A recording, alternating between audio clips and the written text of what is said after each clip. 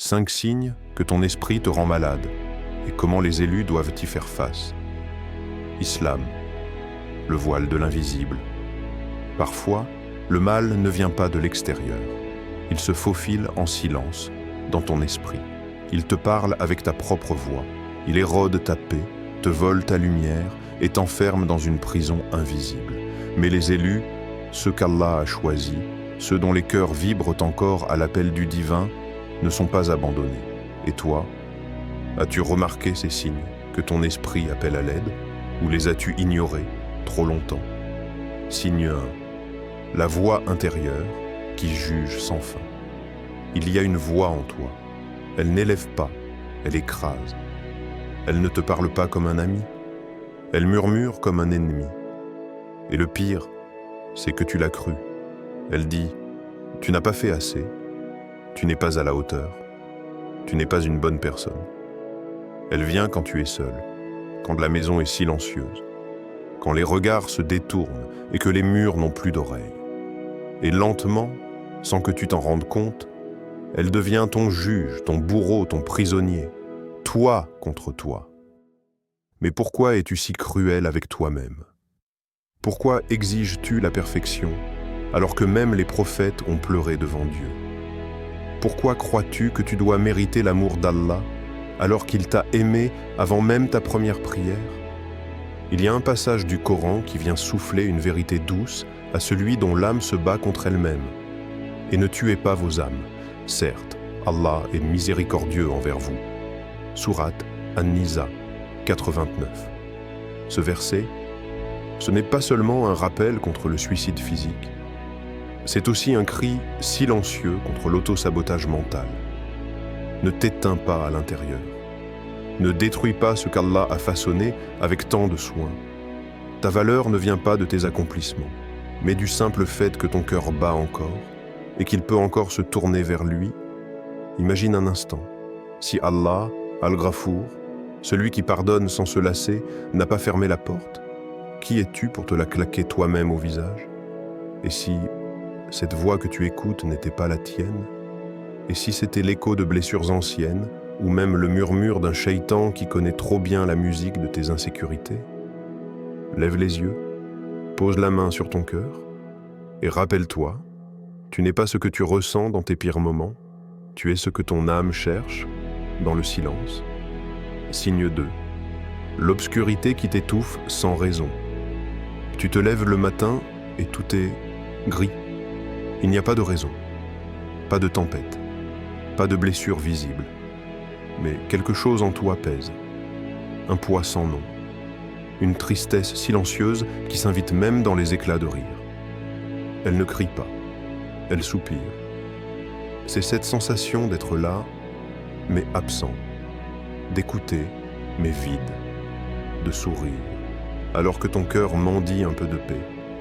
Et tu ne sais plus comment l'expliquer, tu ne sais même plus quand c'est arrivé. Mais l'obscurité s'est installée, discrète, fidèle, dévorante. Certains l'appellent dépression, d'autres la traversée du désert. Mais l'âme, elle, la connaît sous un autre nom, l'éloignement. Pas de Dieu, non. Car Allah ne s'éloigne jamais, mais de soi-même, du cœur vivant, du cœur vibrant, du cœur qui se souvient. Il y a un passage dans le Coran qui, comme une goutte de lumière, vient percer cette obscurité intérieure. N'est-ce point par l'évocation d'Allah que se tranquillisent les cœurs? Sourate Ar-Ra'd 13h28. La paix ne vient pas toujours d'une solution extérieure. Parfois, elle se trouve dans un simple « Subhanallah » murmuré dans la nuit entre deux sanglots. Elle se glisse dans un « Ya Allah » lâché dans le silence d'une chambre. As-tu déjà essayé de pleurer pour rien, mais devant lui? Pas pour une cause précise, mais juste pour dire « Ya Rab, je me sens vide, remplis-moi ». Parfois, la seule chose que ton âme attend, ce n'est pas que tu sois fort, mais que tu sois vrai. Et si cette obscurité n'était pas une punition, mais un appel doux vers une lumière que tu as oubliée? Le prophète a dit « Il y a un morceau de chair dans le corps. S'il est sain, tout le corps est sain. S'il est corrompu, tout le corps est corrompu. C'est le cœur. Al-Bukhari et Muslim. Il se peut que ton cœur n'ait pas besoin de plus de distractions, mais juste d'être entendu. Et Allah entend, même les soupirs que tu n'as pas le courage de transformer en prière. Signe 3. La colère qui monte sans contrôle. Il y a quelque chose en toi qui brûle. Un feu rouge, dense, qui monte sans prévenir, un regard mal placé, une parole de travers, un silence trop long, et soudain, tu éclates. Peut-être que tu ne cries pas, mais ça bout à l'intérieur. Tes mâchoires se serrent, ton cœur s'emballe, tes pensées deviennent des lames, et tu veux frapper ou fuir. Tu t'excuses après, bien sûr, tu dis « je suis fatigué, je n'ai pas dormi, c'est pas moi, je ne suis pas comme ça ». Mais qui est-ce alors? Qui vit en toi et que tu ne contrôles plus?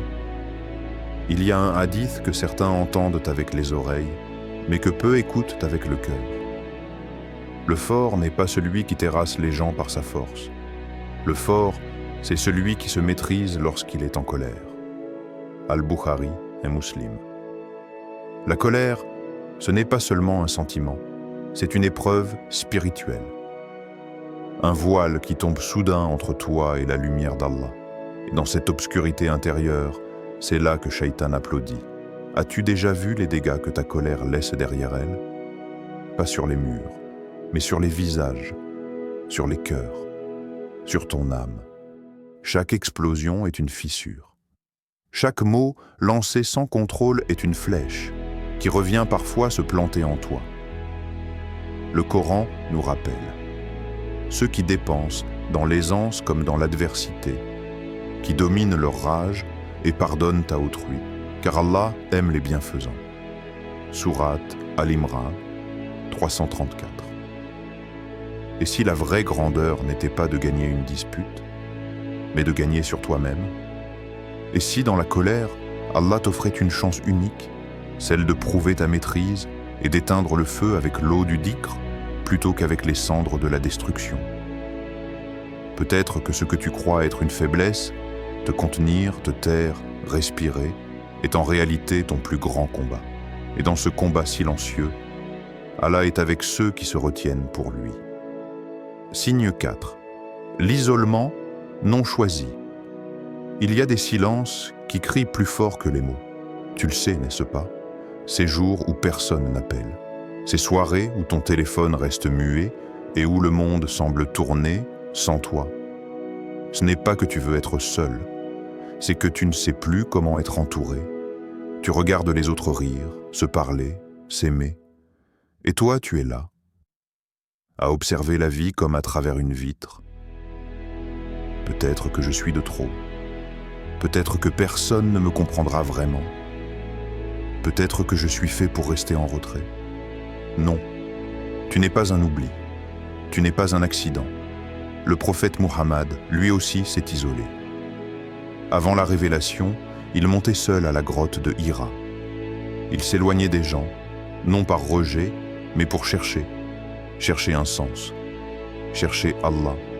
Et c'est dans cette solitude sacrée qu'est descendue la lumière. Le Coran te parle aussi, dans ces moments d'isolement, ton Seigneur ne t'a ni abandonné, ni détesté. Sourate Ad-Duha, 93-3. Ces mots, lis-les encore. Il ne t'a pas abandonné, même si les gens t'ont oublié, même si les amis se sont éloignés, même si tu ne reconnais plus ton propre reflet. Tu n'es pas seul. Peut-être qu'Allah t'a retiré certains visages pour que tu lèves enfin les yeux vers lui. Et si ton isolement n'était pas une punition, mais une préparation, un écrin de silence pour que ton âme entende enfin ce qu'elle a toujours fui. Il y a des bénédictions cachées dans les moments les plus durs. Parfois, c'est en étant seul que tu découvres le seul lien qui ne t'abandonnera jamais, celui entre ton cœur et ton Créateur. Signe 5. L'oubli de l'âme. Ce n'est pas la fatigue qui te pèse le plus, ce n'est pas le stress, ni même la solitude. C'est l'oubli. Pas l'oubli des choses, mais l'oubli de toi, de ton essence, de ton âme. Tu vis, tu manges, tu ris, tu travailles, mais tu ne te sens plus vivant, comme si quelque chose de sacré en toi s'était endormi. Tu pries peut-être, mais parfois sans cœur. Tu répètes les gestes, mais ton cœur est ailleurs. Tu cherches la paix, mais tu t'es éloigné de la source. Et l'âme, quand elle est oubliée, ne crie pas. Elle se tait et elle se fane. Allah ne t'a pas créé pour que tu sois un corps qui fonctionne. Il t'a façonné pour que tu sois une lumière qui se souvient, une âme connectée, une étincelle d'éternité dans le souffle du monde. Le Coran ne laisse pas l'âme oubliée sans réponse. Il la réveille doucement. Et ne sois pas comme ceux qui ont oublié Allah. Alors, il leur a fait oublier leurs propres âmes. Sourate Al-Hashr 59-19. Tu vois, l'oubli d'Allah et l'oubli de toi-même. Quand tu cesses de te tourner vers lui, tu perds ce regard intérieur, ce miroir divin. Et quand tu te souviens de lui, même un seul instant, c'est ton âme tout entière qui reprend vie. Rappelle-toi, tu n'es pas venu sur cette terre juste pour survivre. Tu es venu pour te purifier, pour te rapprocher, pour aimer Allah plus que ce monde ne t'attire. Et dans ce souvenir, même la douleur devient un rappel, même la chute devient un retour, même la maladie de l'esprit devient une porte. Peut-être que tu es de ceux qu'Allah a choisis, non pas parce que tu es parfait, mais parce que, même brisé, tu continues à chercher la lumière. Et Allah aime ceux qui reviennent. Conclusion. Quand l'esprit souffre, l'âme appelle, ton esprit peut tomber malade. Il peut s'enliser dans la peur, la colère, l'isolement, l'oubli, mais l'âme, elle, ne meurt jamais. Elle attend, elle appelle. Elle espère ton retour. Ces 5 signes ne sont pas là pour te condamner. Ils sont là pour t'alerter, pour t'éveiller, et peut-être même pour te guider. Car si ton esprit te fait mal, c'est peut-être qu'Allah veut que tu entendes ce que ton cœur a trop longtemps étouffé. Et quiconque se détourne de mon rappel aura certes une vie étroite. Sourate Taha 20-124. Mais le rappel commence maintenant, dans ce silence, dans cette douleur, dans cette nuit. Si tu tends la main, il t'accueillera. Tu n'es pas seul. Tu n'as jamais été seul. Et si tu es tombé, c'est peut-être parce que tu es fait pour te relever avec lui. Si vous avez trouvé cette vidéo utile, n'oubliez pas d'aimer, de partager et de vous abonner. Votre soutien aide beaucoup à diffuser le message et à développer cette communauté. Barak Allahu Fikoum.